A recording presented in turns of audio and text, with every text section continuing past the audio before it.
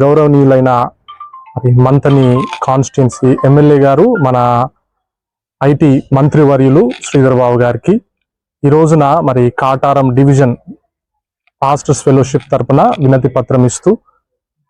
మరి రీసెంట్ గా కాటారం డివిజన్ కొరకు మైనారిటీ ఫండ్ వారు రిలీజ్ చేసినందుకు కృతజ్ఞతలు తెలియజేస్తూ, ఆ ఫండ్ విషయంలో మరి ఇంతకు ముందు అనేక మార్లు మరి మంత్రి గారికి వినతి పత్రాలను మేము కాటారం సబ్ డివిజన్ సేవకులముగా వెళ్ళి ఇవ్వడం జరిగింది. వారు గత కొన్ని సంవత్సరాలుగా మరి మాట ఇస్తూ మా కొరకు వారు చెప్పిన మాట ప్రకారంగా మరి ఇప్పుడు ఫండ్ రిలీజ్ చేసినారు.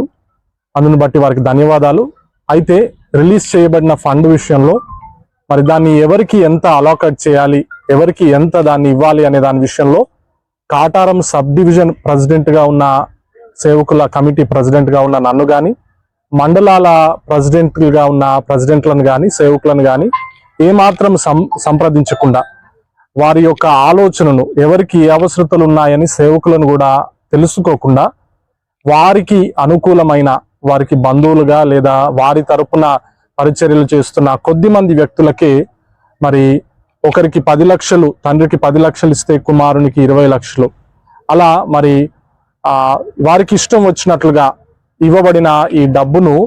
మరి మంజూరు చేయించుకోవడం జరిగింది. అయితే దీని విషయమై సార్ దృష్టికి తీసుకొని వెళ్ళి మరి అందరికీ న్యాయము జరుగునట్లుగా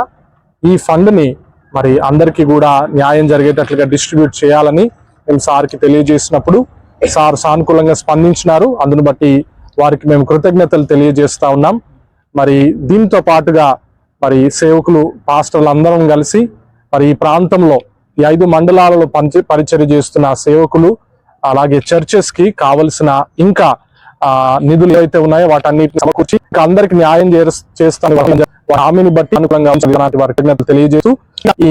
మిస్టేక్ ఏదైతే ఉందో కొద్దిమంది స్వలాభం కొరకు మరి కొద్దిమందిని సంతృప్తి పరచడానికి చేసిన ఈ మిస్టేక్ ఏదైతే ఉందో దాన్ని తప్పకుండా సార్ రెక్టిఫై చేస్తారని, అందరికి న్యాయం చేస్తారని నమ్ముతూ మరి మాటలు ముగిస్తున్నాను.